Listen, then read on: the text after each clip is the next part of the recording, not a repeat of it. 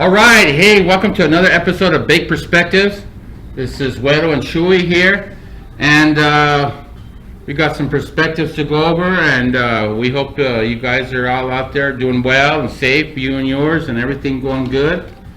And we're glad to have you guys here with us today, and have you come and kick it with us, and anytime, that's what we do this for. So, we got Chuy and his, how goes that new ranch house you got? Pretty cool. Still getting settled in. I have a bunch of boxes in the freaking garage and shit, but we're getting there. You found any weird shit in the backyard or anything yet? It's a bunch of glass in the Let back. me see that thing over there. Yeah, that. Bunch of glass? Yeah, like broken bottles and shit like that. Yeah, when they do a new house, they got to dig it, they do the foundation, and then all that shit's spread apart and everything, and then when they're done, they just kind of level it out and shit. Yeah, but the cool thing is, like, I step out of the patio and just on the rocks and shit and dirt, and it reminds me a lot of Mexico. Really? Like, yeah, like, I'm like, man, like, stepping on it, and, like, this was a lot like when I was in Mexico. I kind of miss it and shit. Really? What do you make? And be honest, what do you miss about Mexico? You miss the little bitty stores on every little street corner that sell the candy and all this stuff, right? Most of the time I was a kid, so yeah. Right?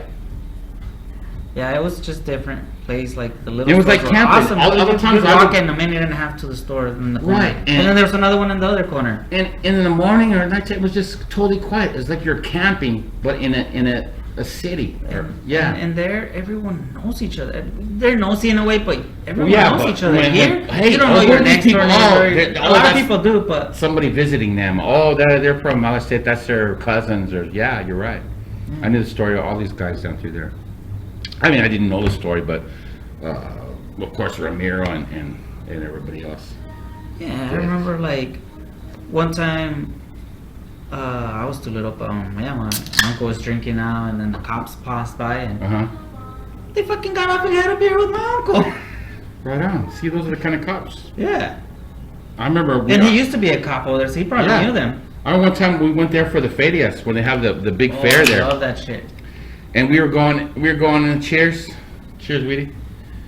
And we're going an entryway, right? And of course we're half drunk, and we have other party things on us and with us, and right away I'm stressing. You got all these fucking cops leaning on their cars. I'm like, fuck. And I test to him, man, what the fuck? He goes, no te preocupes, güero. And he pulls up, and then they're asking, and then we got quarts of beer right here. And the cop asking him, no, and he pours beer in the cup, and all the cops have little red Solo cups to get tribute beer from everybody going into the fucking fair. Hey, you don't have any some other good shit? Hey, you have this, and I'm like, fuck. And then I was like, wow, that's cool. And then I was thinking, who's gonna protect us when shit goes crazy though? All these cops. Yeah. But it was cool because at first I stressed, and then it was all right. Things are definitely different down there. Very chill. Very chill. Very like chill and like good vibe, like. I always got a good vibe from the land and just being down there, and it's got a whole kind of energy to itself. That's like I don't know how to describe it, but you can feel it. It's something, Definitely something. And I got some things from there. I'll show you guys today. Some of our collections. So what kind of weed stories? What do you think is the wildest weed story that you've got currently in your mindset, in your perspective? Oh, you only started smoking weed like at 3 months ago, right? And shit. When? At 22 years old is when I started smoking weed. Who corrupted you? It's been around me all this. Who corrupted you? You were a mad drinker up to then, though. You were famous drinking. You loved to drink.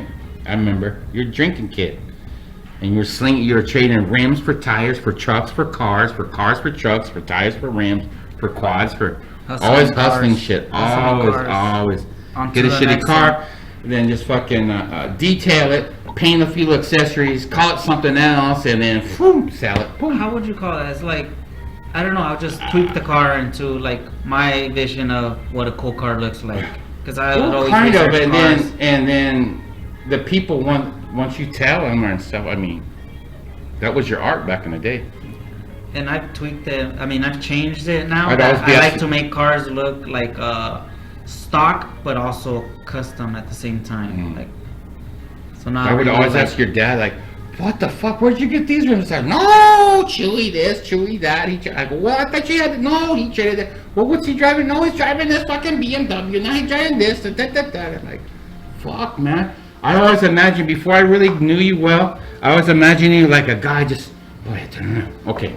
Oh, I'll get it. Do this and this. Flip it. Go do this. Go do it. And that was that's how you made money. That's what you did. And that was your thing, you know. That's the way I knew about you. that would have been good, man. But you did I it. spent, We did I it. spent all my check on my cars. Oh yeah, that was. That's But you bad. got good results. A lot of them cars were badass. You know what I mean? Yeah. Well, what was your favorite? My favorite was my first one ever that my parents gave me. It was a 1999 F-150. Six-cylinder. A Ford? Why did you like that so much? Well, at the time, it's not that I liked it, but now that I look back on it, that's like one of the cars I had the most adventures in. Never broke down. Oh, never okay, left for me stranded. memories, dependability. Yeah. Myself, I'm a Chevy guy myself. I don't like Fords whatsoever. But that being said, I know a lot of people that like Fords and they're dependable and stuff for them, you know. Uh-huh. And this one was because it's a six-cylinder, so it didn't have the power to fuck itself up. You fucking stepped on it, it was not gonna do shit to the transmission. Your transmission was safe. What an interesting concept. I never thought of it that way. You're Yeah, right. so it was like bulletproof because it didn't have the power to fuck itself up. Wow. Just because I've had powerful cars and I fucked them up so fast Yeah, because you of did. the power. I wanted to get that black Escalade from you till you blew out the tranny and fucking destroyed it. It was the differential, Oh. and I switched that out. You went 200 four-wheel bucks. driving or something, remember? But I remember you showing it to okay, me, and you go, no, I got it for like $3,000, or you got it for cheap. And it was strong as fuck. It had a fucking strong-ass motor in it. Yeah, I messed up the front axle, so I couldn't use the 4x4 anymore, and that Oh. was because I accidentally left it on four-wheel Oh, drive. that's the On the story. Yeah, freeway. you fucking fried it, yeah. Fried it. Mistake. But Chevy will push it. Chevy will fucking go till they fucking burn, you know? And even with the broken differential, it was still driving around. It was just really loud when I switched it out. Mm. I got a differential from a truck that was parting out. And just put it on, me and my homie, Really? and I paid $200 for differential, so not bad. Not bad. But after all those cars, my one car now is a 1990 Honda Accord, which I love that car. I do too, man. You get in it, and it don't got a lot of funny, fluffy, bulky plastic shit that's not solid. It's all just direct, nicely engineered and stuff. Basically, this car is made for hauling ass from one part of Japan, the island, to the other. When fucking Godzilla hits land and And you gotta he's escape fucking out. yeah, and you're hauling ass away from Godzilla and Megalon, and all these guys, you know, fucking up the whole infrastructure of Japan. But you're tearing it up in your little fucking. For being an old ass Japanese car with a little engine and no upgrades, the engine's not fucked with. It doesn't have like all these crazy. I never was shit that into kids those kind put of cars into them. because I don't really fit them in and everything. But I do understand and appreciate the engineering, the way they do their motors and stuff, and just the way it's laid out and everything is just so much different, so much easier. My mom had a 1988 Nissan hardbody truck, just a little four-banger, four-wheel drive, king cab, lifted. She got it brand new in '88, and the thing still only got like 120,000, 130,000. She wound up giving it to my brother because he lives in Seattle, and it's a stick shift, you know. And I never could do stick shift that well and all that.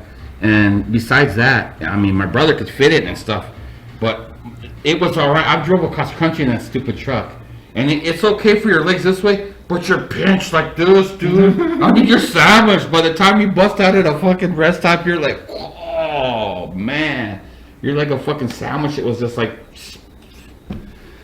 But on the flip side of that, I think only thing my brother's ever changed, or that I've helped her a couple times work on it, is just simple, basic things, and they weren't outrageously complex or complicated because they were all right there, and you just appreciate the way they engineered them. That's why they last so long, and then they're highly sought after, especially in Central America and all down through there where they got fucked up roads and it's all in the mountains and shit.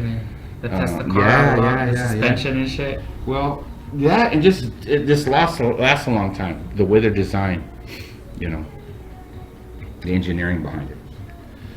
So you're at the apex of all the cars, all the imported race cars, the fucking turbo trucks, all that, and you like this simple, basic. Well, that was my favorite and most memories. But like cars that like I've had that are super reliable that I've like got down was 1999 Lexus GS that I had. Really? That thing. What color was it? It was black. You drove it. I didn't drive it. You drove it because I switched Brian cars, and then one day you drove it to take it back to switch them back out. I don't know, man. It was super low. It hit bumps because it was like really low. I don't know. I don't remember that. I remember driving BMWs. But it ran badass. Yeah. And like I got the car with 230,000 miles. Fuck! I have no idea how many miles it had when I sold it. Was it still responsive and everything? It still had power and response? Super. The only thing that I didn't like about it is that it had coilovers, so it hit a lot on the ground. Like, and it didn't hit the ground; it hit within itself. But I thought coilovers are adjustable. You can adjust them where they don't do that. No, that's the whole sell. When I got the alignment, they adjusted them to a little higher. But if they adjusted them any higher, it was not going to be like aligned anymore or something. I don't know, but I get it. It helped out a little, but still overall, especially if I had the backseat full of people or something, that thing would just like hit within itself. Not the ground. It never hit the ground. You're basically a street sled, just dragging yourself along the fucking street, right? Something, but that car was fucking hardcore. And then the second one, other than that, is the Honda that I have now, like solid. And I got that one at 216,000 miles. And so you're about ready to drop a fucking what kind? Like if you wanted a really high performance of shit or drop a fucking killer motor in it, what is compatible? What could you put in that thing? Right now it's a 4-cylinder, right? 4-cylinder. I have so you could step up to a 6 or something, some other type of thing that could bolt in with a kit, like a different Japanese motor. Maybe. Have you ever heard of anybody doing that with that particular car or no? No, I haven't looked into it. I really don't want to fuck with it. I want to keep it stock and get a paint job and shit, but like just keep it stock basically. It's 216,000 miles with stock shit. Are you gonna put a giant cupcake on the top and it's gonna have an emoji face like this and it'll be baked perspectives, you know? A big flag flying off the hood. Oh, I could bake perspectives. Bake perspectives. But the only thing I did want to put was some anime stickers on the rear windows. Oh yeah, that's an in thing. Some cool holographic anime stickers. I've seen some other Japanese cars have. You like it? And my daughter likes anime, so she'll like them. Yeah. Well, you said she draws and stuff too, though, right? Oh, she draws too. She's getting in. She draws a lot of characters. She makes up her own characters. Have her draw something fucking some little thing that she's proud of her likes that we can just throw up on here and have. So I have a bunch of her paintings. Good one. Just pick out a decent one. Why not? Yeah. Because we're all about family, and when we see cool stuff or something like that, we would like to bring it up to you guys or present it to you. I mean, and what's your perspective on it? Either, I mean, we're not expecting everybody to love it or like everything that we suggest and stuff. This is all an open forum, and how would you say, interchanging depot of perspectives. Yeah, right? And we encourage any comments in case we start talking about something and then go off topic and don't finish or. We're getting better on that, but see, part of that is we write our shit to begin and we kind of use the topics, but that's not saying that it's all going to go the way we planned it ahead of time. Yeah, but especially when shit like one thing you can count on is that all content is authentic and it's not bullshit, and we're not trying to trick you or fucking make you think one way or another or anything. You know what I mean? If we ever apologize for anything, it's because we mean it, not because someone made us. Capacity in it, but you're in yourself, because situations in life and things can arise where there's really no way out. You can either just go this way and be harsh and like, oh fuck it, or you can be the better man and say, you know, I was wrong and this and that, and then even if they don't accept it or whatever, you're freeing yourself of that type of bad shit you're dragging around. And you know the best thing is if you realize you fucked up, you know? Yeah. How many people fuck up and they don't take ownership of it and they just try to blame it on other shit? Career politicians. Fuckers that are in politics for the fucking 40, 50 years, dude. What if we were all like Biden? You're asking to... no. We're not talking about that. I'm not talking about that shit, but I'm fucking... I'm gonna talk about that shit. No, but fucking... let's just let them be there. If you can't get what you want to get done or trying to promote within 8 years of being in politics or in the Congress or whatever, it's time for you to step the fuck off and give new, fresh people with fresh perspectives and shit up there and give them a chance. Instead of just hogging it and riding the wave and fighting this and that and doing your little scams and deals and fucking and just riding it out. Before you know it, these fuckers have been sucking the teat, and a week later they flip on that and say, no, what I really meant. No, they just keep. If you're that, you're that fucking fake and you have no authenticity whatsoever on what your perspective, your content, anything you got to fucking say. Then why you expect to throw out a net and drag everybody else into it, and then sell it like, oh yeah, this is real and everything else. No, it's a bunch of fucking bullshit hype, and you're just robbing people, like, and me included, everybody, you know, of the power of yourself, of being an individual. Like, oh no, what I think is original, my thoughts and my perceptions, my opinions about this guy, that guy, this political party, that. Yeah, they're valid to me, but they're not so valid that. They're no more than, like I told you last time, a fucking, all of our opinions and shit are no more important than grains of sand on the fucking beach. And they were always like that. But now with all the hype and the fucking internet and the totally fake people that live off this type of shit, yeah, they fucking ride that. And we buy into it. Shit. And we feel like, oh, we're fighting for something. We belong to this and that. No. You fucking just giving your sense of individuality, your own fucking concept of yourself and your personal fucking values, and you're just throwing it on the table there, you know, put it in the pile and like that. And in my opinion, you know, that's my perspective. And honestly, fuck those people, man. Exactly.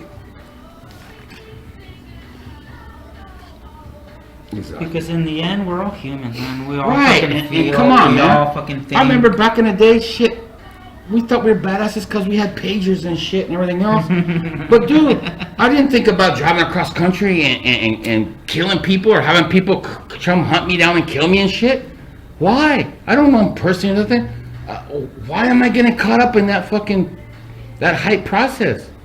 Why? Because I'm giving up. When you buy into that shit, and you're getting the momentum from that bullshit, you fucking just, I mean, it's one thing if you want to buy into it and I see a total legit purpose in this and everything else, but there's got to come a point where you have to fucking consider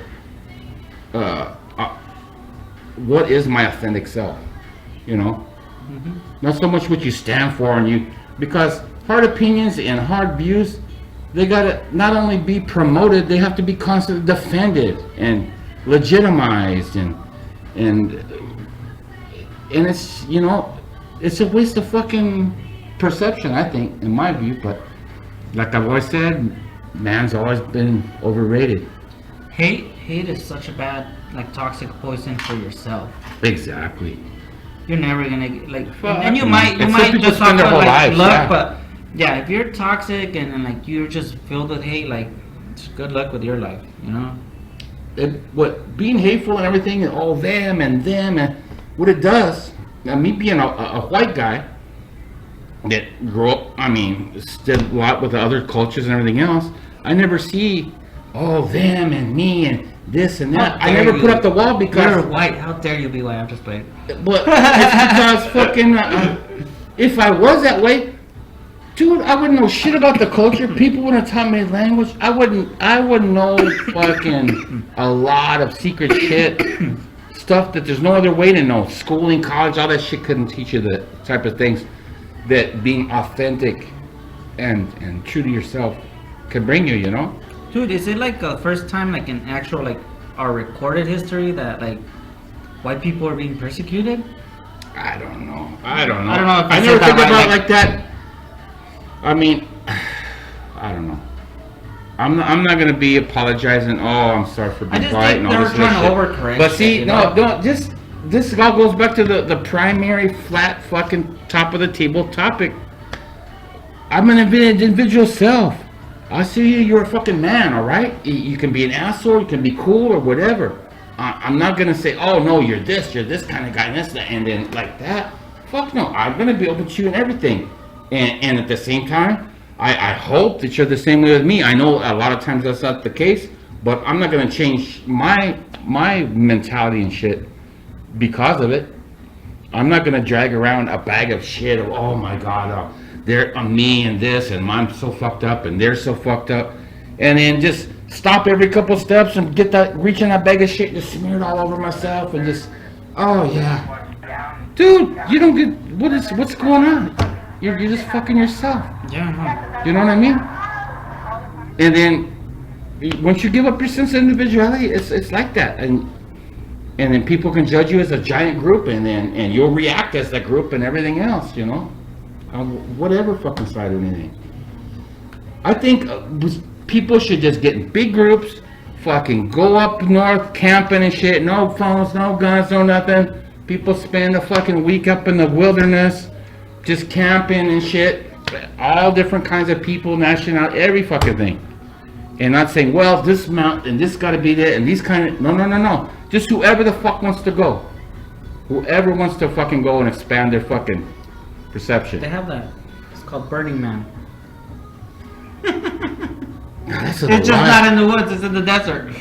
I've heard of that, but anytime I've seen footage of that, there's just a lot of fucking whack people all really fucking drugs gone on, I don't know what they're doing. But I'm guessing they're like happy with each other. No, they're happy, they're out in the middle of And nowhere. there's all kinds of ethnicity out there. Yeah. And a good thing, not good I've thing, never but did like it, thing that attracts me is the art.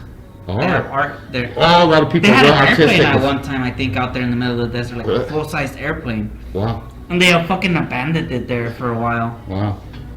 Which I don't know how they would do. No, that. my point is, get people out of the fucking, out of the city and everything else. Get them somewhere where it's a total neutral place where nobody's got the advantage or this or that.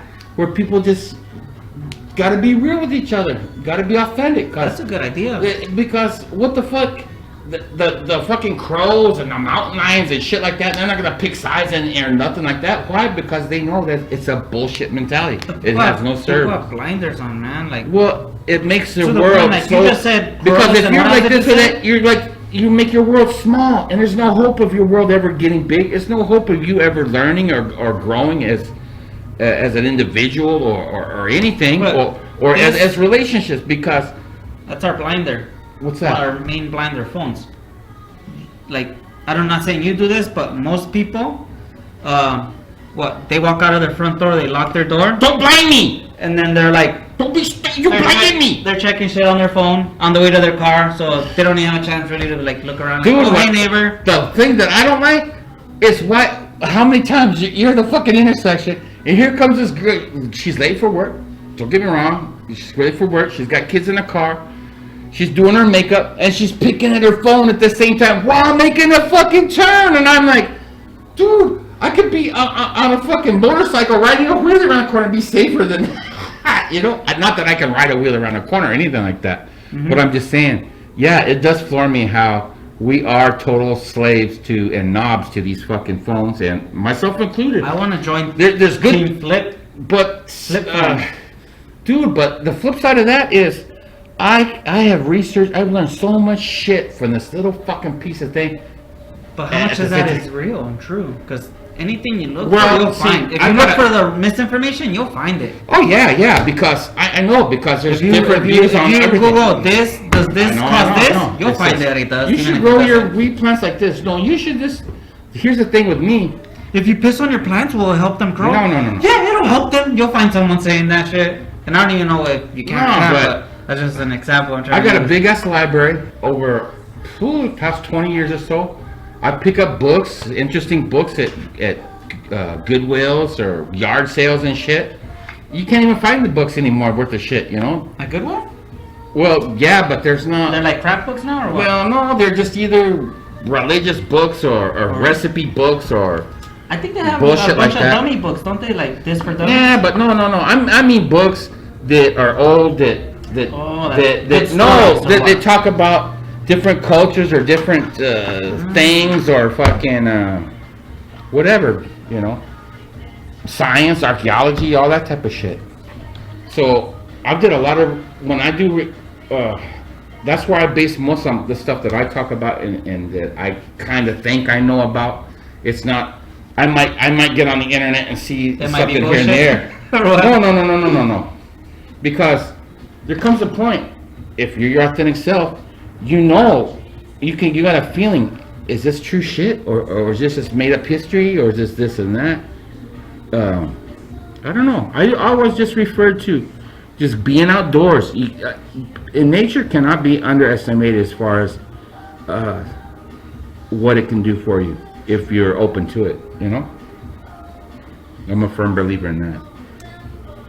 So yeah, man, I've been blinded from nature for the longest you've time. been blinded from weed, man. Right, Weedy? No, even before weed, man. Like just overall, like nature, like. Well, who does? Like how Nobody many gives a birds fuck. are around us? Like, I always thought it was just pigeons, and so I started paying attention. Yeah, dude. There's all kinds of birds. There's all bird fucking gangs, kinds dude. of There's birds, fucking dude. sparrows. There's fucking. I blackbirds, think hawks I've seen. Oh, like yeah, there's hawks here in vultures. town. Like what the? I would only see pigeons, and that's because those are motherfuckers that come when you close think of enough for these- you to and when see. You know? And when you think of these are survivors of dinosaurs. You bump them back, a couple million years ago. They're fucking dinosaurs, That's the only real survivors, like the alligators Because they and can fly fucking or what? birds. Because the birds are the closest relation to the dinosaurs. Huh? Yeah, and when they get on they're out in the tree and they're chirping and yelling at the other birds. It's basically they're saying, "Hey, I'm a badass. Listen to me." And the other guy's like, "Yeah, well, I'm." It's like roosters get up and they fucking crow and everything. Fluff their feathers like, "Oh yeah, here it comes, There's here like it comes." 4 or 5 houses by my house with roosters. Dude, I got a close friend, man, and he's got one as a go pet. out throughout the Dude, day. in the day, They go out we were throughout the sitting there, day. yeah. He'll just look at me, and sometimes I'll pet a big fucking rooster. And then he stretches his neck out like this. He stretches out his neck, and then when he stretches out his neck, he starts fluffing his neck out. That's like, oh shit, here it comes. And he goes, and he starts moving his head, and then a loud fucking scream out of nowhere. And this guy's got a big backyard with a big fucking loud, though, piercing fucking loud. And once you do it, and you see him, and if you act like a reaction to it, he does it even more. He's like, oh yeah, you think that was that? Watch this one. And then he takes a deep breath, and he gets down, and he goes, watch this one, watch this one. Trying to make him flinch or something? No, I'm just watching. No, he will fuck me up. I know this rooster since he was like in the egg and shit, yeah. Since he was in the egg? Yeah! Well, Now- you now knew he's him, got- he didn't know you when he was in the egg. Let's just say, I don't say he knows me, but I know not to be scared of him and shit. But still, yeah, when he's going at it and throwing out his chilling fucking cries are just, and then if I just stay there chill, he'll shut up. But if I go like this, like, what was that? He'll look at me and he's a fucking chick. He's like, oh yeah, you think that was better? Well, watch. And then he'll just strut around a little bit in a circle. Then he'll just get a bigger, deeper breath, and then I try to do a louder one and a louder one. He psychs himself up. He goes in a little He's like a karate guy who's gonna bust a bunch of fucking boards, dude. He's all like, all right, motherfucker, watch this breath. Here I'm it gonna get right comes. now. Get ready. Oh, I keep kicking the And fucking he's studio fucking, manager. it's like 2 o'clock in the afternoon, and we're fucking in the middle of West Phoenix and shit in a backyard. And the fucking rooster's going off. But it's badass, but he's a big ass animal, and I get it. They're annoying and shit. I don't think they're annoying, but I don't have one in my backyard. Oh, this fucker! I guess he picks it. I've been at their house eating supper, and this fucker jumps on this table by the window and will peck at it like, "Hey, look at me! Hey, where's my place at the table?" And he'll sit there and just stare, and just dog you the whole fucking time, Do you feed him? They feed him. I don't get into that shit. I don't know how to. I'm not expert at rooster raising and all that shit. Yeah, me either. I wouldn't want to feed him because then what if next time he wants you to feed I him again and you mean, don't feed him? my dad's tries to parents, they're all conquer. farmers and stuff, and they had cattle and all that. But that was back in the old days on the ranch. But I was never really never got exposed to that on a big level, Rode a few horses, but never enough to get comfortable. Like shit, most Mexican kids from down in Mexico could just jump on the back of a horse without a saddle, just fucking ride it around for fun like nothing. Little fucking kids. And I'm like, fuck, dude, I would be shitting myself. This fucking horse starts running and galloping. What are you gonna do? You just get launched and just hit a fucking rock. I don't. No, it's just. Yeah, I guess. It's just in their knowledge of their knowledge. Did they sense you? Well, that too, and yeah. I guess, yeah. Someday, if things go well, we're gonna have some fucking horses somehow up north or something. And if we don't ride them, we're just gonna have them like adopt wild ones or ship for pets, you know, or whatever. The ones they're gonna put down. How would you do that? The state has an adoption thing for them. For the horses? Yeah, because they're wild horses. And they run into the street or what? No, they fucking the ranchers will. Well, the state, I think they do a program where they have to start killing them or relocating them to Montana, some because there gets too many of them. Fucks up the, I don't know, for whatever reason. But just like the donkeys, so the problem is you can adopt them. Free horses? They're not free horses. No horse is free. You go out there in the fucking desert and get a wild horse and say, hey, come on, you're a free horse. Come with me and see what happens. I thought you just tranquilize it and drive it in your trailer. Fuck no, that thing will stomp the first he'll bite your ears off and shit, and then he'll stomp the shit out of you. That looked funny. They will stomp the shit out of you. First he'll rip my ears off? He'll bite your ears off with this one. Yeah! He'll bite your fucking ears off. Oh my god, I can just. You don't think that's possible? Without ears? Getting him chewed off by a horse. What the fuck? And then he starts stomping on and then you're running and you just getting trampled. They just raise right up in the air and just come down with 1,000 pounds of force on their hooves. You're done. That's not how I imagined it. I imagined myself. That's why they were so well used in war back in the days, and they used them to torture people. They used the horse to torture people? Oh yeah, no, the famous with the Spanish. To rip their ears off? With the famous fucking Spanish that ruled Mexico for all them years, what they were famous for drawing and quartering people and Indians or whatever, you know. And they'd have 4 horses and they tie each one to the leg, one to the other, like that, and then they just go like that and just fucking pop you into 4 parts, rip you like a piece of paper. And that was a common thing that they did just for like, okay, no, you don't want to believe it. You don't believe in our God. We heard you doing this. Nope. Draw and quarter. Would you say that's 4 horsepower? That's horsepower, extreme horsepower. 4 horsepower? That'd be 4 horsepower. But even as low as that can rip you apart. Well, a garage door. And imagine that's not getting you like shot or something. That's like physically that's just like a giant fucking dragon or something just picked you up with 2 hands and just slowly pulled you apart, dude. Fuck. Well, do you think a garage door opener is strong? I don't know. I haven't used it to hang people or anything or kill people. But the garage door is really heavy, right? A horse is a giant mass of muscles, and when you're up next to them, you fucking realize it, and you're just like, I don't know who could be all mad or aggressive around a horse. I think they automatically neutralize all that shit because they're just so fucking big and shit. You don't want to fucking... Because they're so badass? Well, badass and just fucking huge, yeah. Dude, I've been around horses like on the other side of a fence, and they scared me, man, like getting close to them. No, I like being close, but... like, Miley petted them, but I was just like, nah, I'm good. No, they don't bite people or nothing. But I'm just saying, if they were wild horses, like Mustangs and shit in the wild, and you were just out there, I'm going to get me a free horse, or just fucking put a lasso around him and shit, fuck. So then how do you adopt them? The state will get them and shit, and then I guess you get them through the state or something. I'm not totally sure, but damn. So they deliver. The plan is or what? Or no, you have to go pick them up in a trailer and take them somewhere. I think you got to prove that you can get a place to keep them or a habitat for them and shit. Also, do you know like how much land is required for you to get some? I don't know, but the land I'm looking at's got to be the minimum fucking 80 acres, 140 acres, maybe even 160 acres. I'm not gonna. I don't want to mess around with like 10 acres or 5 acres. It's fine, but for the vision and the things that we want to do, you know, and maybe have a place where, hey, you know what? Get involved somehow with disadvantaged kids or families or single moms that are fucking struggling down here and shit, and then have them go up there for a retreat for a couple of weeks. Have little cabins or little fucking little mini houses or whatever for them, and just to get up on the clean air and just have away from all this shit down here, you know. I think that would help a lot. Dads that have the kids because mom flaked out. That too. That don't get me wrong. That does happen. That is ongoing, just as everything. We all know someone, right? Right. So we haven't even touched on any of these things, dude. I got lots of shit here. Some shit. Suggestions from.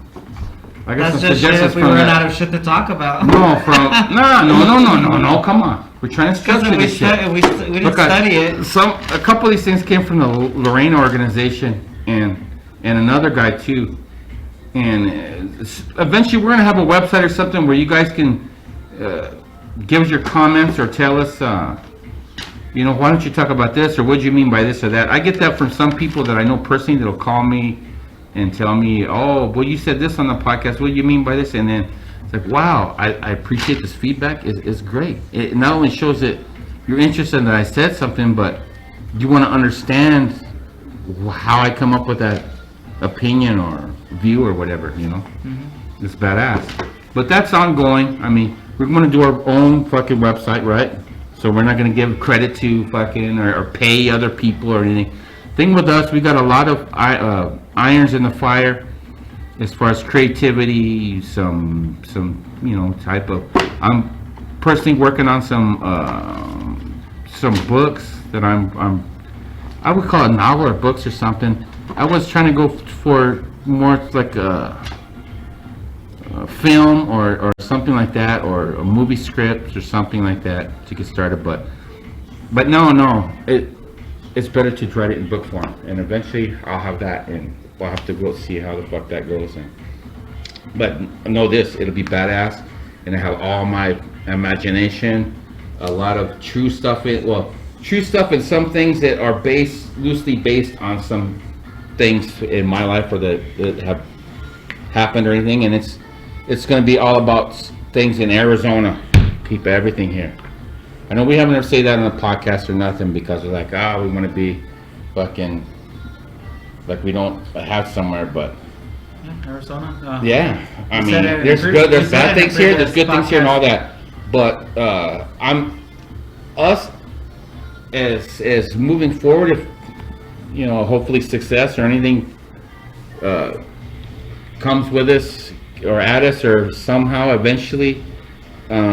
I'm always going to think about the state and keeping, if it's filming or some kind of stuff like that, or anything or creativity, creative rights and shit like that. It's going to be focused in Arizona. I'm not going to say, no, we got to do this in Cali, we got to do this in no. I was born and raised here. I did a lot of camping and hunting and shit all over the fucking state. So I really appreciate the topography and the people in the different situations, and still to this day, you know, and that would be one of the major underlying things, kind of would push my creative focus, perspective, if you will, right? Yeah. Was that a yeah or yeah? Yeah. That wasn't give me the right yeah. I don't know which one. Damn! You give me that yeah.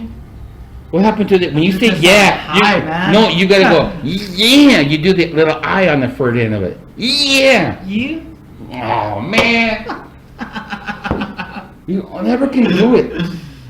And it's not a hillbilly kind of way to say it. It's like yeah.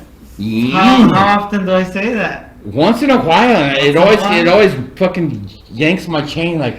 Yeah, I was gonna say it again, and then when you don't or you miss-say it, it's like, fuck, how come you can't say it that other way? Yeah. Yo, Adrian. All right. Oh man, I've been trying to figure out which way I said it. That you mean? I still haven't been able to figure it out. Probably just my own fucked up head. So, all right, so let's talk about some interesting shit then. I know we talk about crystals and stuff sometimes, right? So, we had some people that are kind of interested in that. And I've always been, ever since a little kid. I mean, here in Arizona, I collect a fuck ton of rocks and crystals, all kinds of shit when I was a little kid, right? Yeah. And I appreciate all of them. It's like, damn, this is a piece of the earth. This was created by different conditions and shit, and it sits here as a testimony to everything just sitting in the sun, the day, the water, whatever, you know? But it's got a story nonetheless, right? Yeah. So, thing about crystals, okay, crystal, the word itself is from ancient Greece, crystallos, and the ancient Greeks believed that crystals is actually water that is frozen, but frozen in such a deeply state that it remains solid in that state. Crystallos. So, you know, and people say, oh, well, man's been messing with them for so many years, or there's evidence this and that. But if you really, there is documented evidence that, you know, like amber, you know, but amber is petrified sap from trees back in the dinosaur days. It's petrified, you know, like Jurassic Park, that little thing you stuck in there, and there's a mosquito in there and got some DNA out. That's amber. That the matrix that it was in, that stone is the amber. And in the Baltic Sea and all that, on the beach, if you search long enough, you'll find little chunks of it everywhere. And they make badass jewelry and stuff out of it all the time. Well, anyway, there are artifacts and bracelets and shit that have been dated, you know, 50,000 years ago and shit. So even at that point, man was recognized gemstones and crystals and was doing something with them, right? Yeah. Crystals vibrate with the same pitch as humans. These things vibrate just like us, like we breathe and everything. We're a moving thing, just like it's just got less water in it. So that's why the body feels so much better or feels different when you hold one or you have one, or what I used to do is have one like in your hand or something, or on your pillow when you're dreaming, or by your nightstand or whatever. And And it made you feel better? well, it's naturally energetic. It's a natural type of thing. That's, if it's vibrating, if it's oscillating by itself, it's fucking alive, right? It's not in a fucking hard state like steel that just sits there. And if you put electricity through it, it even oscillates even at different frequencies. So that's how they make crystal time watches and all that other shit. But let's go into the okay. And the oldest crystals are called zircon, right? And those are like 4 billion years old. Zircon is a real hard ass little black fucking hard crystal shit. That's back when the earth just barely was forming, just a roasted cooking fucking ball of cooking earth and shit, you know? Yeah. But the actual oldest thing on earth is cosmic dust. That is the dust of stars in the universe around us that leaves dust on earth, right? And that's, you know, since the birth of the known universe, or the interpreted birth of the universe, and that's like 7 billion, 10 billion years ago, you know? That's the oldest thing on earth, is cosmic dust, okay? Let's go to the type of the uses of crystals and stuff. I would say one thing that really strikes me the most, as far as ancient man utilizing crystals in an insanely proactive type of intelligent way, you know, it's amazing, is that the Vikings could use calcite, pieces of calcite like this, clear bigger pieces, but they had a technology when they're sailing across oceans, dude. Vikings are in these like 40-foot long boats with low sides and shit, and they're going across the fucking ocean, dude. And they can't see the sun or anything, which way they're going, all that. Well, they had a technology where they called these sunstones to them, and they knew how to use them within like 1 degree of error to navigate with cloudy skies and everything. You know what I mean? It was a secret that they developed. Yeah, and it's made with calcite. That's what they used. And not only that, they knew how to grind this. There are evidence in old burials and shit that there were other type of crystals that the Nordic people and stuff in ancient times had, and that they ground this stuff like glass lenses, like the glasses I wear, but not that thin, but they understood the concept of one flat edge and a round one would make things bigger or smaller, you know what I mean? And not just that, some scientists or archaeologists, if you will, tend to think that these things were made to start fires with when they're on the beach and shit, when everything's wet and shit. These can concentrate the rays of the sun like back in the day. Me and my friends, we just had little Cleary marbles. We just used marbles, dude. Kind of we play on at the end, and you get one of those, a little piece of paper or an ant or something. You just hold right there, and before you know it, it's fucking cooking. It's smoking. It lights shit up. Dude, I never thought of doing that with a marble. And I had the marble, I did, but dude, we spent hours and hours as a kid doing that shit, dude. We would do pop caps with it, burn ants, just get a piece of it and just like this in the sun. I'm about to go do that now as an adult, because I never did it as a kid. I don't know. I never thought of that. But check it out, and that's another lost art. Marbles is like a game from fucking tens of thousands of years ago, and I used to be kind of good at it, and that was a big thing back when I was a little kid. We played marbles, and okay, who won or who kept which marbles, and that was a big thing. It was a commerce, it was interaction, but it built bonding, it built skill, it built an interest, and that's what a lot of tribal type of games and types of things, not so much that they had any significance in a religious sense, as is that it required people to play it and interact with each other, and it was more of a bonding type of thing. And and then by the time I was not even a teenager, there were kids playing marbles and shit, and they wanted quarters to go to the fucking video place and play Pac-Man and all that shit, you know. But anyway, so yeah, calcite, Vikings could use it to navigate their ships in the middle of the ocean with no sun whatsoever. What other things are the Vikings? Here's some other ancient technology, just for facts type of thing. The Vikings were the first ones to actually smelt and forge iron. Everybody else was doing copper, tin, all this other shit all over Europe and everything, right? Vikings discovered they could go in the bogs. Bogs are like these parts that like used to be swamps back in the day, and they're not anymore, but they have just shit that's like this deep, like they call it peat bog or whatever, and it's just like nasty fucking giant black sponge shit. And no, they find mummified bodies and all kinds of shit. It preserves everything because they don't let oxygen get to it, right?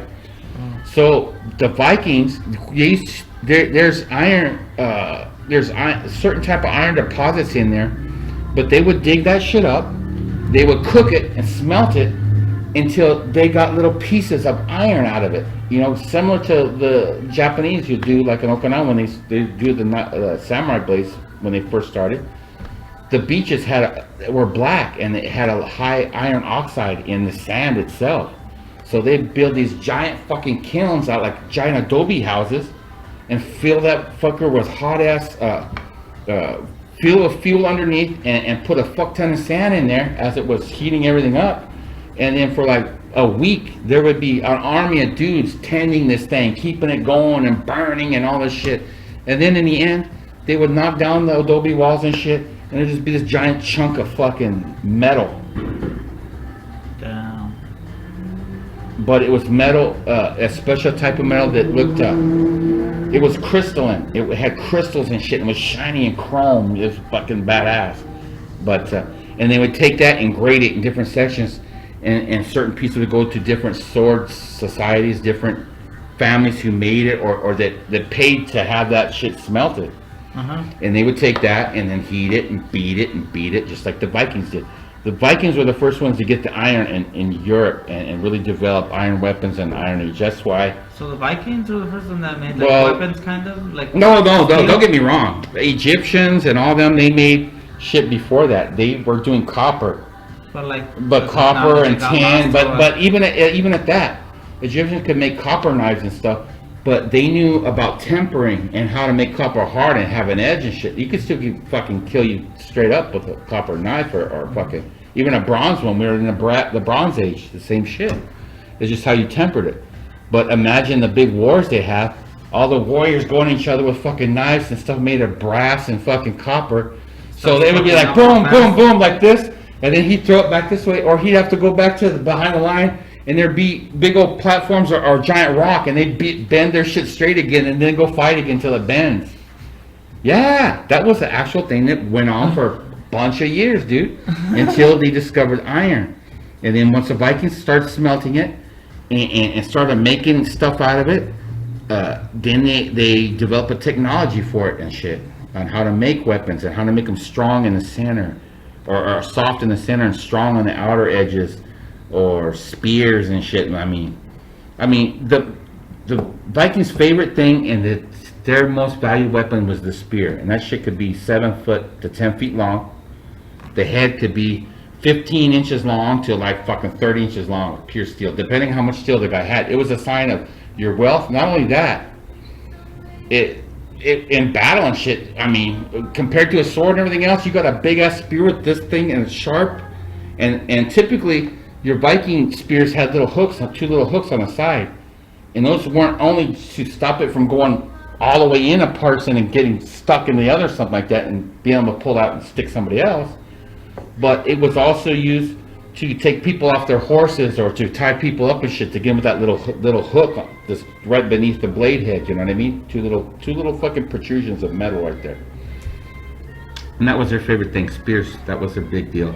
They had bows and all that, and there's some stories of big badass bows and all that, but it's mostly in their sagas, mostly in their mythology stories and shit.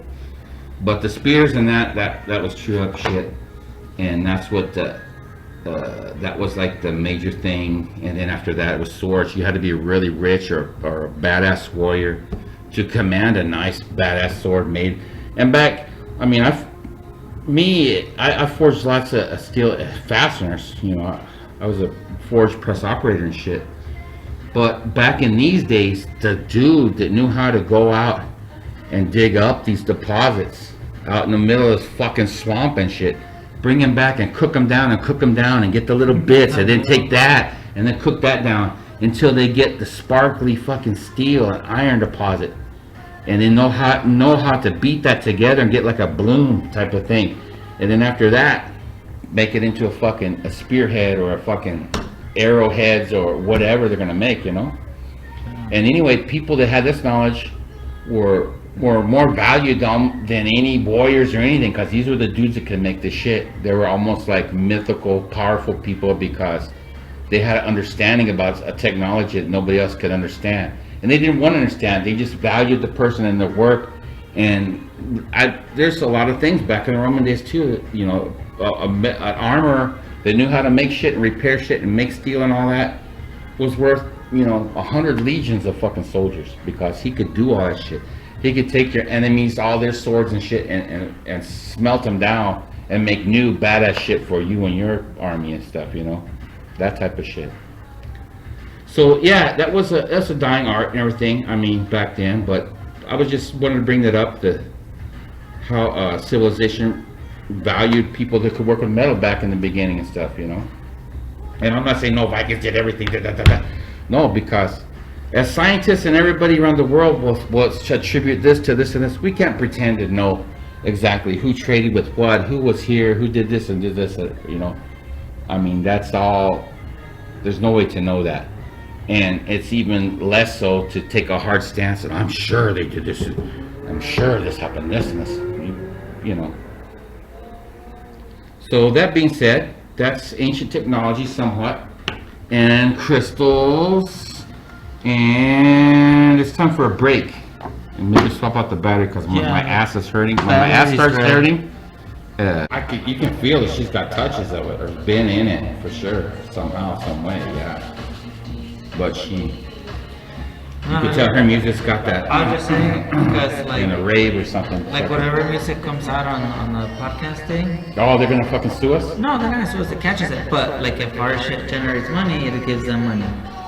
Yeah, so that's what I'm saying. Like, that's cool if we would help them out that way too, right? Fuck yeah. Don't get me wrong, music is a big part of my life. Ever since, and even before then, they gave me the app.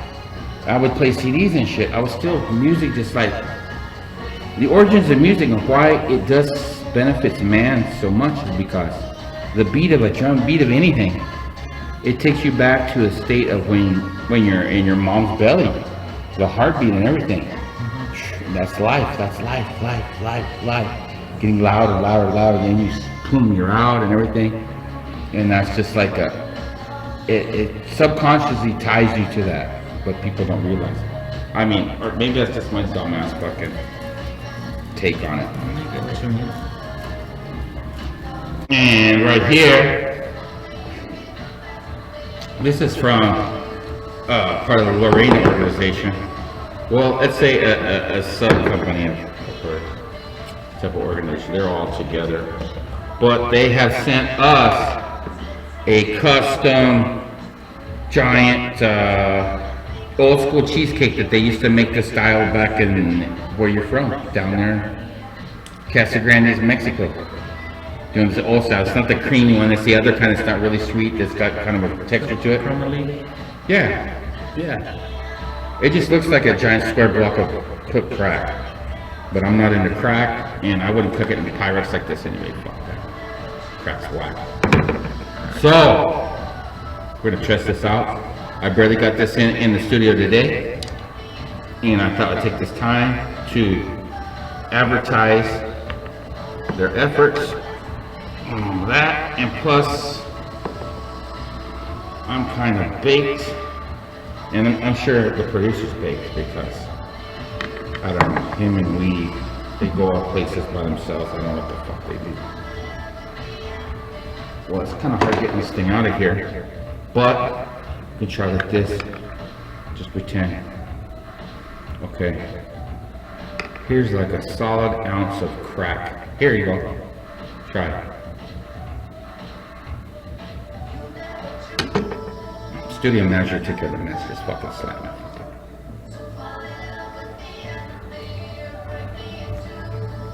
Remember? Back in the old days? Remember Matita making this shit? Remember?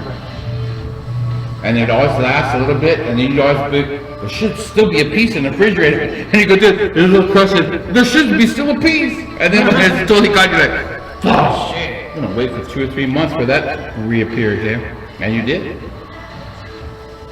Well, it's really too rich to be slamming every day or every week, but I think that all the stuff and stuff that they make, this is one of the top things for me.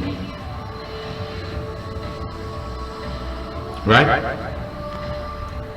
Well, for props to, who would that be?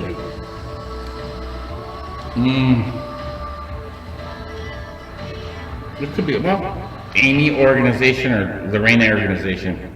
Either one, it's the same thing. But anyway, props to them. Badass pie. I know I'm going to put on like 20 pounds slamming this in the next couple days, but hey, life is about experiencing it. Life isn't about finding yourself, it's about creating yourself. So use your imagination when you create yourself. Don't confine yourself by other people's perspectives or prejudices they might put on you. Don't let it define you. Just stand on top of that shit so you can see farther, right? Just like a bobcat climbs on top of a fucking saguaro cactus to check out where the fucking jackrabbits just got away. Where's that motherfucker at? You climb on top of this fucking saguaro cactus and look, because you get a higher vantage point. They'll treat your obstacles in life the same way. They might be fucked up and devastating, but eventually they're going to be your stepping stones. And if you think about it, your struggles are really what defines you as a character. And this echo shit's badass. I feel like I'm like on the moon or where? I don't know. Well, here, you got some fucking LG products. What are you trying right there? Oh, that's LG Kush. That's old. That's like some. That shit's been cured and aged for almost a year, so it's really smooth. Not real gagging and stuff, but it should be effective. Okay, let's go on with our podcast. I think we're up and back into character now, fully. Had some fucking badass cheesecake pie and a Pyrex. Cheese Pyrex, yeah. I'm all about lab work from labs, but not virus labs. So, okay. Weird perspectives, wacky. What are some of the wackiest pets you've ever had in your life? Be specific.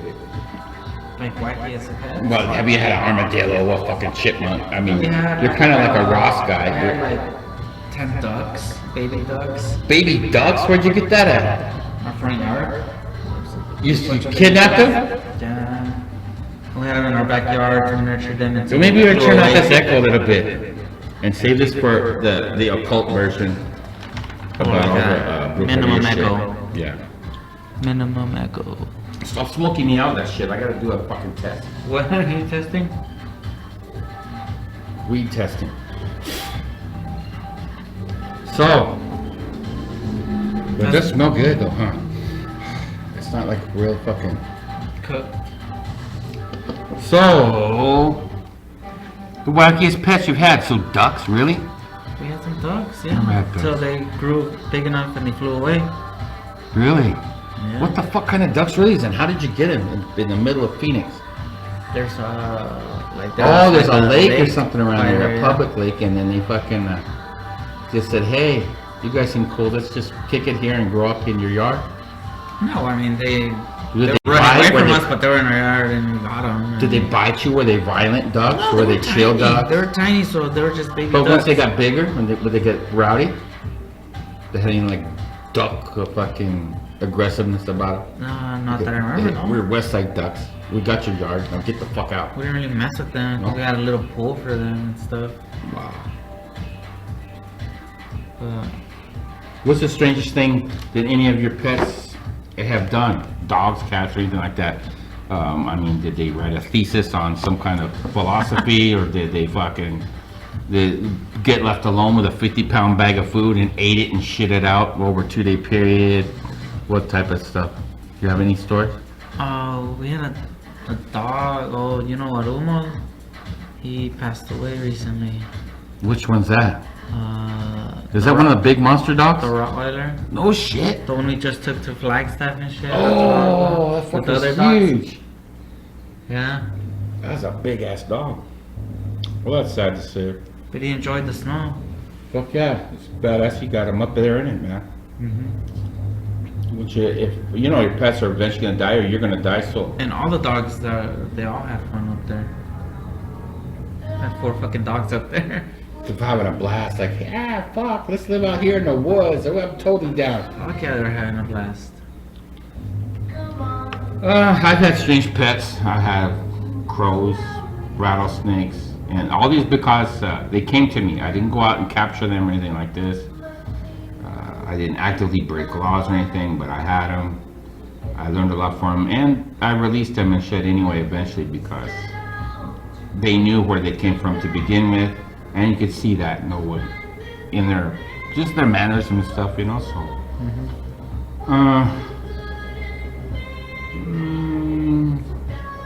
I'd say the wackiest time is when I had the Croce. I had him as a baby, raised him. I had to feed him dog food out of a can, like that. It's like feeding a baby dinosaur, right? And he looked ugly as fuck and would scream and scream and scream non-stop. The dog was going like, fuck, what did you bring this fucking thing here? And his people brought it for me because they had told me years before, and I didn't realize it. Then out of nowhere, hey, they're down here, then they're waiting for you to go check this out. And I'm like, oh shit. So here it is. I got this guy, right? So I raise him, and then he can fly around. And so this bird, he thinks, you know, I'm his mom, his dad, or whatever. And the dog is like his brother. I had a big pit bull at the time. They go outside and frolic around. Summertime. And it was time to come in. I open the door. Here comes the dog, and here comes a crow flying in too. Shroom! You learn a lot of shit. Crows are smart. I don't recommend them as pets and stuff, but there's something about them. Anyway, the story is, or the account is that one day I had let him out, and then I was back there looking for him. That fuck, man, he's finally flew away, or something fucking ate him, or or something, and I was all bummed like shit because I spent so many days, sleepless days, listening to him fucking driving me and my dog nuts, and so I was kind of bummed, you know. So I'm looking everywhere and I thought, because he never got out of the backyard. He could fly, but he just didn't. He just liked to run around a chicken, just jump on the trees here and there, and just. I think it was a female. It was like just didn't want to just take off, right? So then I was thinking, shit. I was all bummed, and I go to the front of the. I go out my front door and I look across the street, and here's a fucking girl sitting on the corner of the neighbor's lot there, with his wings out like this, like a fucking giant vulture, just screaming. Like, here I am, this place is mine, what?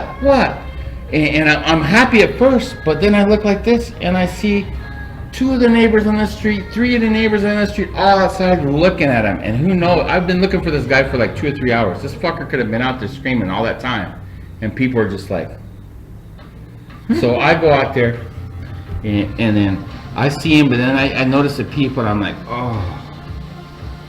So I walk over and try to get him, what? And then just something in me just yelled at him and said, hey! And then he looked at me like, come on! And he fucking flew right straight to me like a football, right? Boom, and I caught him like this.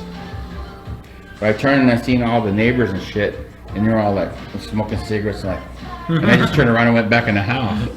Then after that, nobody really like. Not that they think bad about me or nothing, but you can imagine what you would think if that shit happened. Like, what the fuck are you doing? What's going on over there? Crocodile hunter lives over there. No, or fucking some kind of satanic worshipping fucking weirdo and controlling, has crows and shit that's gonna dominate the neighborhood, or what the fuck? Are crows a bad sign or something, or what? To most people. Why?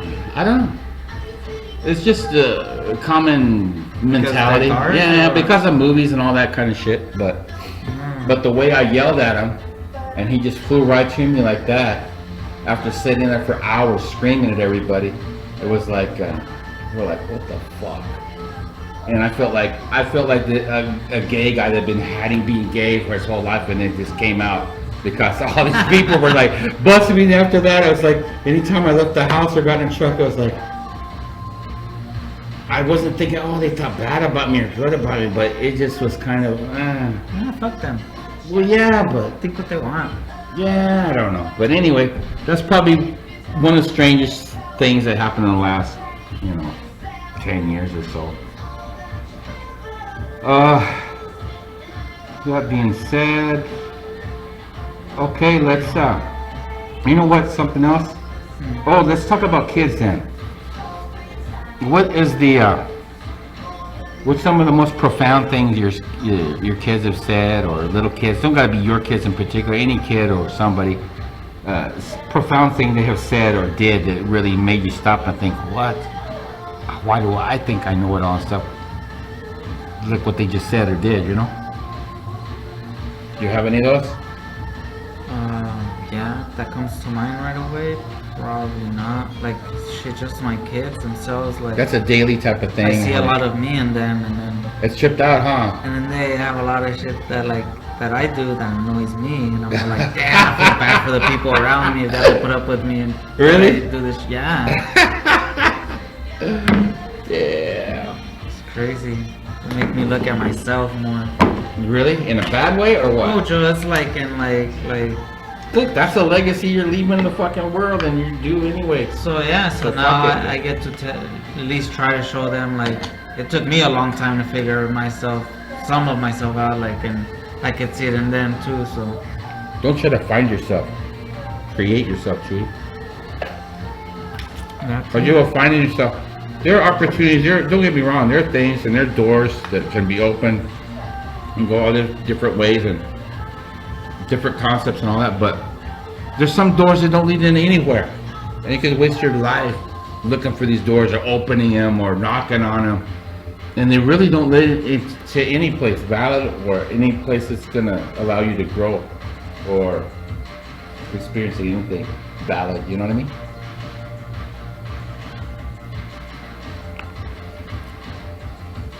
Yeah. I'm not a milk drinker, but fuck, I should go over a big ass fucking glass of milk. Any Uber girls out there delivering milk anywhere in the neighborhood? Could you drop off a fucking half gallon maybe? There's an app for that. No. It's called GoPuff. What? GoPuff. What's that? It's an app on the phone. An app to get milk? A glass of milk? Not a glass. Shut They bring the you like fuck a up. gallon or maybe Really? like a pint or whatever. See, they I don't ones. explore any of that shit. I mean, I know that the technology exists, but it's not like a valid some thing. stations around the place somewhere, and then you order it, and like sometimes as fast as 15 minutes they'll come here real quick. With some Red Bull, some chips, we have been some here beef baked. jerky. We've been baked here, waiting for a fucking pizza. They got caught in a fucking Los Atlantis time vortex shit.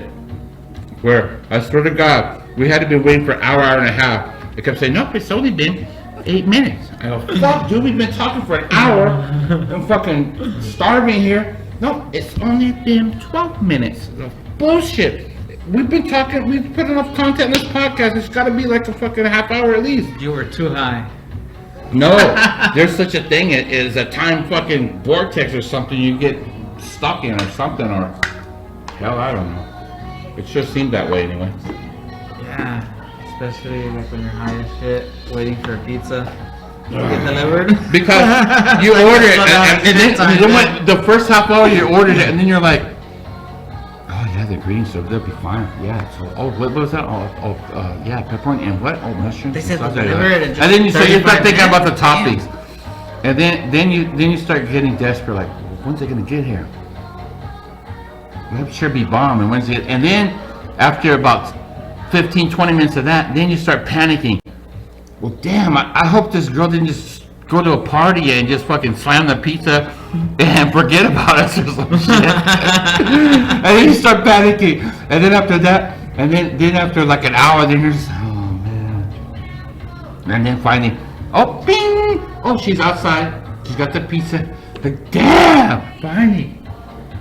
And you feel so elated, you want to invite her in to kick back and eat a piece or something, because like, fuck, dude, we've been through all this emotional highs and down waiting for this fucking pizza through the time vortex. You know what I mean? Man, we should have recorded the wait. That was after hours. I don't know, but props to all you Uber people out there that delivering foods and delivering women and guys or whatever to people or places. Props to you guys, because And they can only be as fast as the restaurant can prepare food, right, too, yeah, be sometimes. understandable and always tip and all that, and don't see it like, oh wow, I'm gonna go off on this person because it's my chance and they can't say shit back and this and that.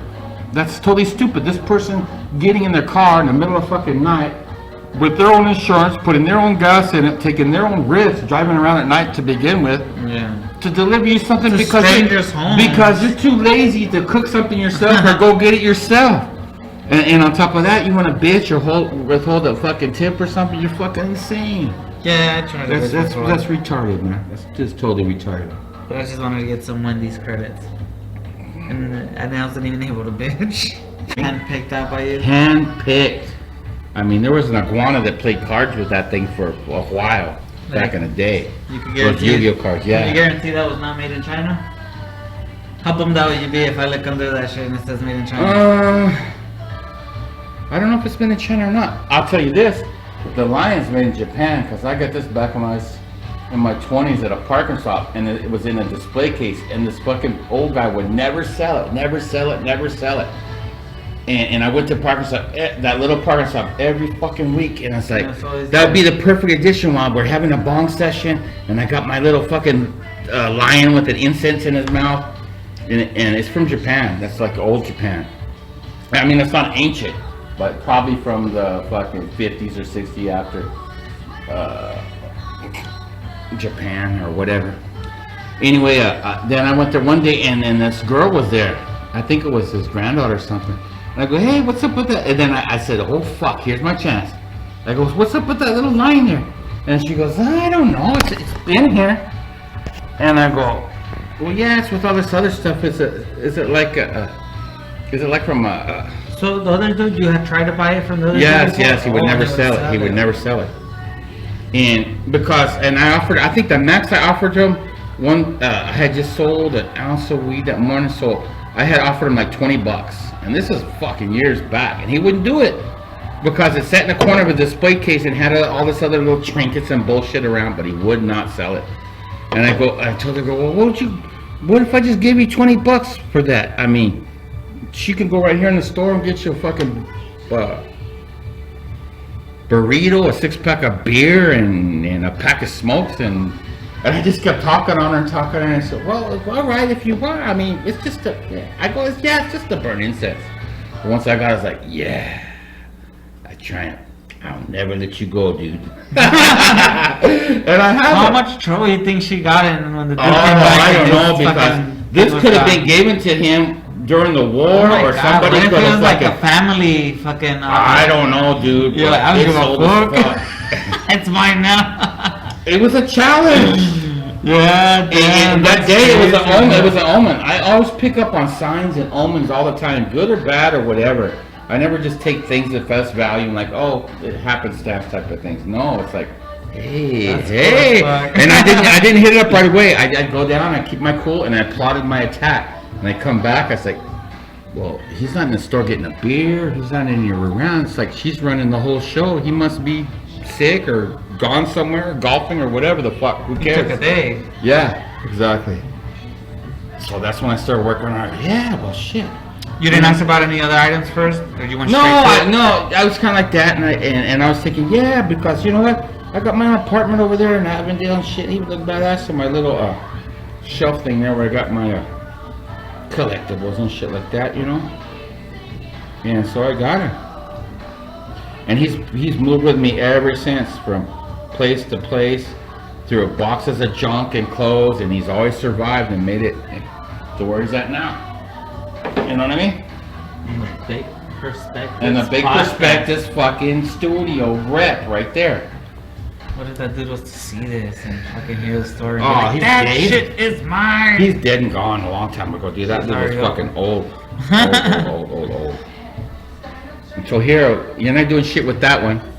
You can try that. That's the LG domesticated Reggie. That shit's gonna hit you in the face like a sledgehammer. So let's crazy animals and stuff. Yeah. You know where the big thing is going on? That's kind of interesting is robots and shit like that.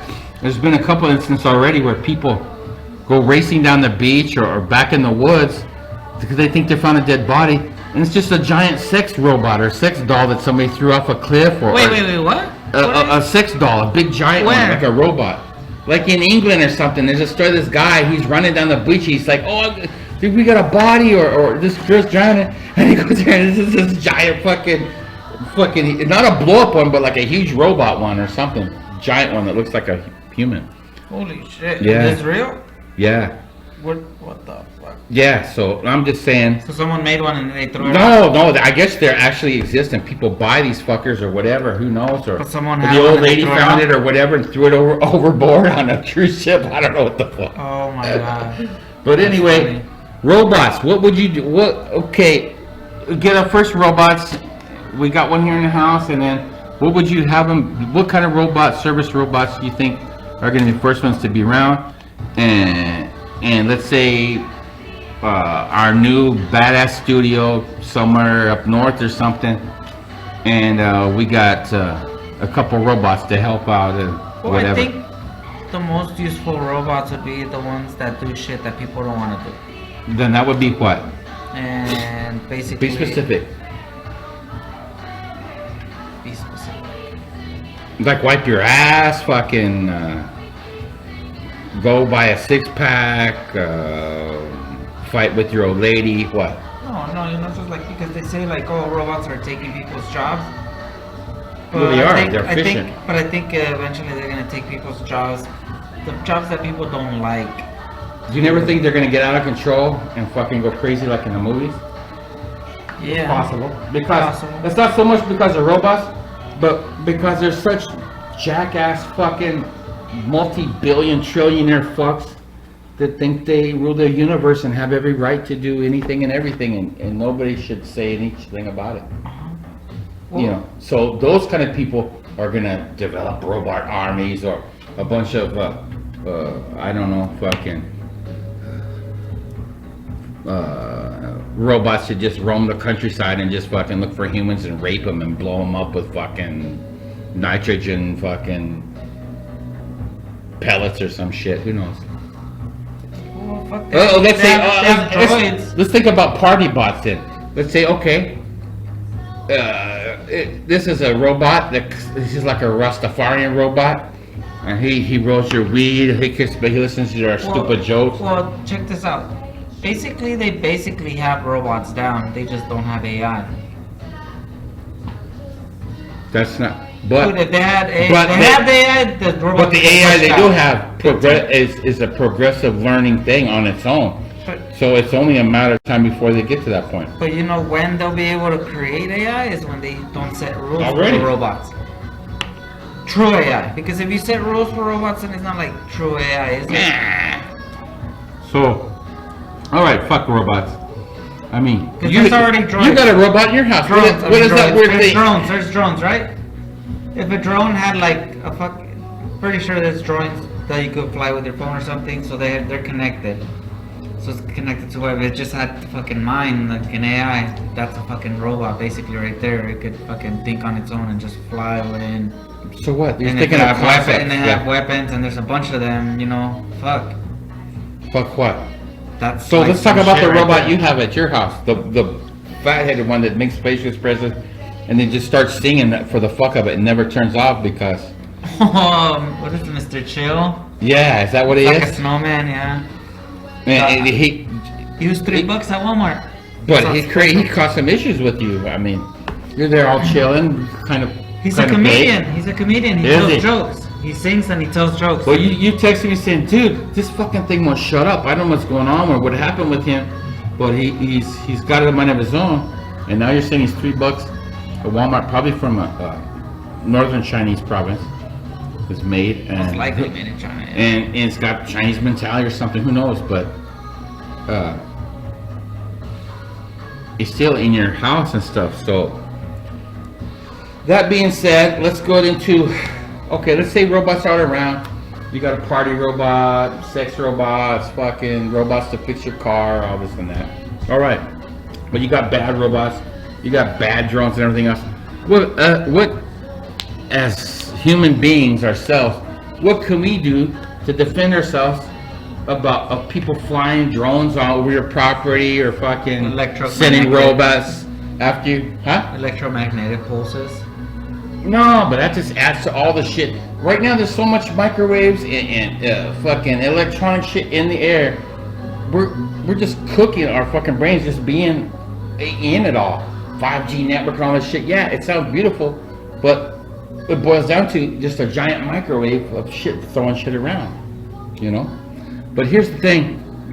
All right, I think with drones flying around and everything, let's get down to basics. So for drones that are flying around my place or my ranch or something, just spotting them or whatever, my choice would be using a 10 gauge pump shotgun, a goose gun they would call it back east. They use them like in Wisconsin, things to hunt Canadian geese. It's like a 12 gauge, but it's a bigger fucking shell. It's a massive shell. Well, I'll probably do a 12 gauge too, but you want a longer barrel so your shot pattern carries real tight, goes high. But you want to use real hot shells. You want to use like magnum shells, like turkey shells. But you want to have enough pellets in them to fucking fuck up a drone and take it out of the sky. So for longer distance, you're thinking about fucking, like buckshot or number 2 shot or something slightly smaller than buckshot. And you want a longer barrel gun. And yeah, the drones can move around faster and everything. But if you're good with your shotgun and you're using the right type of ammo and stuff, I feel confident about blasting fucking drones out of the sky at my ranch all day long. Yeah. It's just like shooting birds or skeet or whatever. And you don't gotta get a direct hit. It's just gotta take out one of its propeller or anything. And when you're shooting out patterns this big from the ground of shot of little BBs or expanding like this, one, $5,000 drone, spy drone. Take that, and then they send in the fucking ground robots and shit. Then you take your shotgun, or you switch your barrels, or you have a different shotgun, and you start loading slugs, and then you have a fucking red dot sight system, and you're just hitting. A 12 gauge slug is 1 full ounce of lead. A full ounce. That's a fucking giant thing like that. And launch out, and it stays solid, and it goes in you or in a deer, and it just wham! It's you to hear it and fucking hit hard, and it'll stop pretty much anything, because it's not so much at a high velocity, but it's the impact of that much fucking lead in one fucking projectile. So fucking robots and shit, yeah, you could be hitting them if they're not badass armored robots, but blasting them in the head or whatever, thing like that. But the drones, I think, yeah. People need to get back to basics and get familiar and comfortable with shotgun. Even if you don't go hunting doves and all that bullshit. Right now, shotgun ammo is kind of cheap, and you can buy the reloaders and shit kind of cheap, but you gotta buy primers and all the bullshit that goes with it. But the understanding of it, and if you gotta hunt your own food, or just like, dude, you're out anywhere and fucking people send a track zone. You're out hiking or something, some jackass is sending a drone, or like you said, with the camera or watching you or anything, even for good or for bad, who gives a fuck? If I see a drone flying around anywhere within shotgun blasting distance of me, I'm just gonna blast it. I mean, if I think it's following me, why not? Would you just blast it? Fuck them. No. Why not? Fuck, because it's somebody's drone. If they're following you around, though, no, but if they're in a public place too, no. No. If you're in your land, then yeah. But if you're in a land, everything's gonna fucking go down. But I'm saying, if you're like hiking in a public place, what if someone's hiking, flying a drone while they're hiking and shit? And they're maybe walking like a mile behind you, and they're just having the drone spot out in front of them. What if it's like then you shoot their drone down. a group of beautiful girls, like from fucking Brazil or something. And then you go back, and it's like, they're like, oh, you shot my fucking drone. That's 3,000. It took us the college fucking 2 years to develop that drone. You blasted out sky with a 12. We were just trying to make sure there was no perverts trying to rape anyone along the way before we got there, or no mountain lions or nothing, and you just shot our drone down. You violated my fucking space. Yeah, you violated my space. I felt threatened. You were threatening me. I don't know if that fucking robot's got a laser, a little 22 on it. It's gonna fucking start shooting at me. What the fuck? That's how the military takes out people all over the world. Big ass fucking drones you can't see or hear. They just come out of nowhere and blow your fucking ass up. They could come here and fuck us up. Right now. But we got the protection of Wheatie. And the shelf of power that cannot be fucked with. The shelf of power. So, dude. Robot, you fucking high as fuck. What did you do? I smoked. Did you try the Reggie? Yeah. Oh, Reggie, did you feel it in your eyes? It's bad, huh? It's like instant fucking, yeah. I can feel my eyes red. Yeah. Definitely. You're high as this in your eyes. Look but this house, like, we haven't gotten any mail. Right? Oh, okay. We don't fucking have a mailbox. There's no mailbox out front. So did you get it? You get it delivered mentally, or how do you get it? No, we don't get mail. That's badass. No. Maybe it's a new way of existing in that neighborhood. No, it's just like, I don't know what the fuck they're doing with our mail, but we don't have a mailbox, and we went and bought one. And then I get the box out, and then the two-part is the post, and then the thing, and the post is a nice plastic one, and then the box is a plastic one too.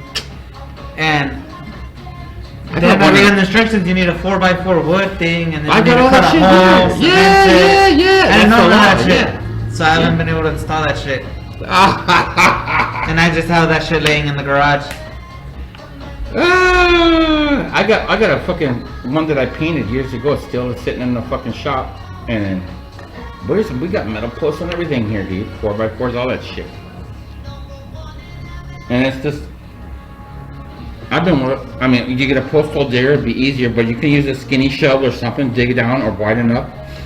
Or if you got a regular shovel, you'll make the hole a little bit wider because the shovel's too wide to do a skinny hole. And then put your post down there. Use your lever, make it square. And if you can, have the fucking box mounted on it already. That way you can even make it more level and you won't have to dig with it afterwards. Put rocks and shit down in the hole that hold it steady and stuff, and to take up space. So you don't have to put a fuck ton of cement in there. You just get one bag of cement, mix it in a little 5-gallon bucket, and just dumping it in there, right? So put some filler rocks or whatever you got it in there kind of too. And put your cement in there and then get a 2x4 or something and tamp it. That means where the cement is all wet, you're taking a piece of wood and just on the top, and you're compressing it in. Not only that, by doing that, it works to water the cement to the surface so it can dry it and makes it more solid and makes the cement cure better and everything when you do that. That's why people call it floating cement or whatever the foundations all that. They vibrate it and fucking. So you put cement and then the post and then more cement? You put the post and everything in it first like that and then cement. You're too high to understand. Then you hammer it down. I'll forward you the direct, the work instruction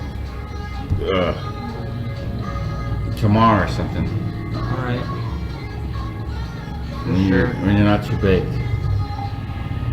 Or what am I doing tomorrow? Shit, maybe I just go there. What the fuck? You gotta work tomorrow or you gotta go no, to? I don't work tomorrow. Ooh. So, robots, killer robots, how to deal with them? Get some shotgun skills, man. Come on, because really that's the only effective way to blast fucking pesky drones that could be fucking with you around your property and shit. You know? Yeah, I guess. And to get the range and stuff, I don't know, you just need a longer barrel and more better shells, huh? I've never seen drones other than at the park. Sometimes I don't really ever see drones. Not yet. And they've been sending them for a while. This is coming from a guy that hears the dinosaurs underground, right? And we both heard that shit. And I still don't know what's up with that. But I've come outside a couple times since then and like, where is that? That's not a smashing trailer. That's not. What if it's like you said, people digging underneath that thing, TNT mining shit? Or some shit? I don't think it's kind of. I don't know what it is. I don't know. It could be an ancient dinosaur mining society that just spends their time mining around in the inner cores of the world as a pastime because the top of the world's all fucked up with the asteroid crash, so they moved underground and said, "Fuck it, let's just mine around and do shit," you know. And then there's been generations since then, so that's so they've evolved. They turn into like mining fucking dinosaur type of thing, organism type of shit down there. Why not? It's as feasible as anything else. So drones and taking care of drones. Spears, nice.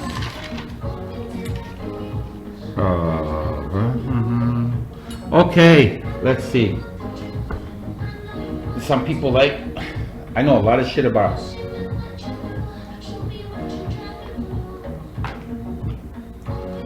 I don't know if he calls.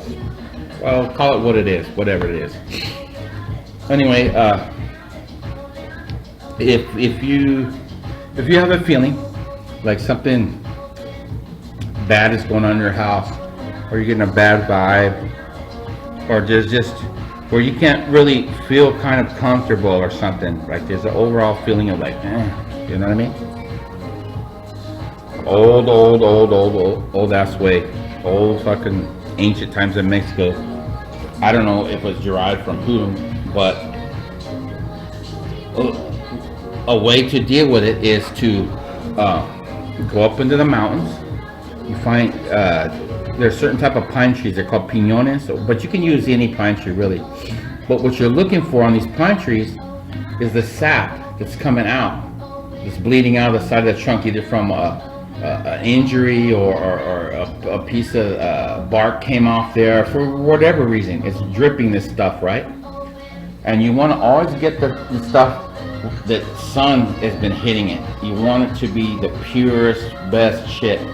So you want it, don't get it where it's down on the ground or on the backside or in the shady stuff. You want to get something where sun has touched it and it has been touched, you know what I mean? Mm-hmm. So you get a chunk of that off of the tree, right? Or a couple pieces. Put a piece of cloth, take it home, and then you get to your house, and then you get an old ass spoon, an old silver spoon. Like this one's probably almost 200 years old. I don't know, but it's initialed by the guy who used to have it, used to carry it around. You can tell all the wear and everything on it, all the times this guy fed himself with this fucking spoon. Ancient as fuck, old as fuck. Got a lot of somebody's personal use in it, right? So I'm not saying that a modern spoon wouldn't work. It would and everything. But if you can use an older spoon, and if you can get a silver one or silver plated, even better yet. Okay. Are the ones at Guero silver? Some of them, but you know, a lot of Goodwills, it's all picked apart now. It's just to know silver, it's probably just silver plate. Usually it's stamped, but you can just see the shine on it. If it's kind of shiny, you can kind of shine it up and just tarnish it. You know, like some of their coffee pots and their trays. I bought lots of those trays for weed trays and shit. Just polish them up and they look beautiful. Yeah, yeah. And they're just silver plate, not solid silver, but they're silver plate. Sometimes you get into some silver. A solid silver piece or something is going to be stamped with different marks of purity and age. For sure. Yeah. There's a certain type of stamps on there. There'll be a crown and there'll be other things on there. But you'll know that by the weight of it and just the quality of the workmanship of the piece. You'll know. But anyway, we're talking about a spoon. So you have a spoon like this, or that one over there that I used. Let me see that one. I could use this, and I've only used this a couple times because people don't try to fuck with me typically or anything like that, but I like to stay in practice of the way they do it and all that. This isn't a silver spoon or nothing, but it still could be used, and I still used it. So what you do is you take that sap and you put it in a spoon like this, and then you take a fucking lighter and you light it. I mean, I've never done heroin or anything, but I've seen movies and shit, and they heat up shit and play with it and all that. But what you're doing, you're gonna try and get this heated up, and it's better if you use a candle or something and gently heat it. But what you're doing is you're heating it up, and so the essence of that pine tree and shit is in the sap and everything. So what you do is you're heating it up, you're reactivating it, you're bringing it back in to the sunlight and shit. You know what I mean? So it's expanding. It's fucking, because in old beliefs, anything smoke, vapor, anything like that, anything that dissipates into the atmosphere before your eyes, like smoke disappearing, anything, is because it's between the worlds and shit. It's between things. You know what I mean? Mm-hmm. And that's why they would do stuff with pieces of bark and bleed on them and write stuff on them and then burn them. Not because that was in the ritual, but because that smoke was sacred in of itself, because it went up to the heavens and the gods were there waiting to interpret it and smell it. So this shit will start bubbling eventually. I see it. It's bubbling. See it?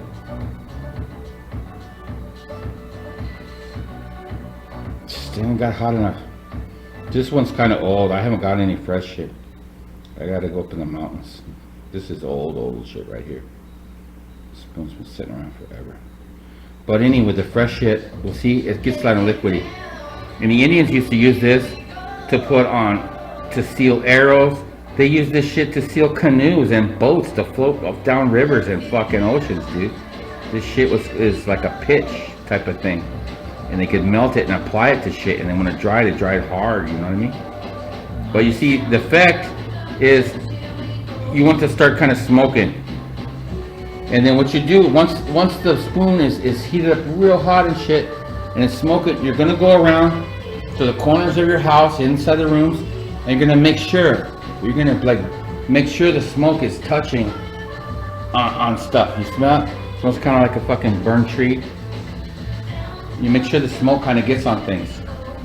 It's not like the sage type of thing where it's purified stuff. This is more of a, I don't know, it had to come from some old ass shit and just been changed throughout the centuries, you know. But I always admired the backdrop concept and the origins of it, you know what I mean? And stuff like that, you don't just get it like getting a crayon and just start drawing stuff. If you're doing something to get some type of result or knowledge or anything or understanding, do it like in a sacred way, like in a way that, let's say you want it to rain or you want this or that. Think of the rain as your friend, or like, oh dude, I wish you'd come visit me or something. And when it does come, hey, you're there welcoming it. You're like, yeah, so badass, you come check me out. You know, Yeah. you see the moon, it's like, oh man, you know, thankful that you're there. You got some look at you all. You watched me my whole fucking life, good and bad, the fucking bad shit I've done, the good shit I've done, and you're my witness, you're my life coach, you're my fucking everything, you know. Damn. But that's that kind of a mentality towards things that brings different, more tangible results. You know what I mean? Once you're on that type of understanding, which is hard to get. Don't get me wrong. I mean, people can. I don't know. Anyway, that's this podcast. And then next podcast, I'll have some other crazy shit. Not crazy shit. Stuff that I know about and some crazy shit. and some crazy shit. Why not? All right. Well, we hope you guys have fun listening to us, and we surely have fun thinking you're out there sharing our big perspectives. And we'll see you next time with more crazy shit to talk about and a Big Perspectives Forum. See ya.